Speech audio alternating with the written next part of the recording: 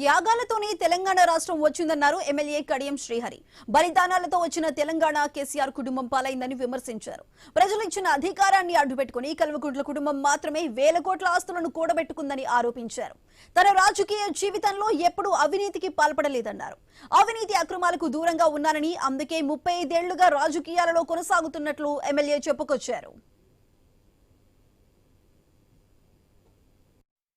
అమరుల త్యాగాల ఫలితంగా తెలంగాణ వచ్చింది.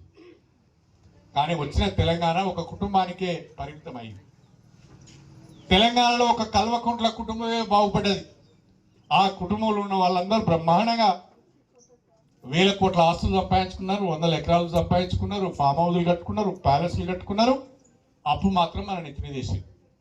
ఇవాళ వాళ్ళు చాలా మాటలు మాట్లాడుతూ ఉంటారు. దయచేసి మీరందరూ గమనించాలి.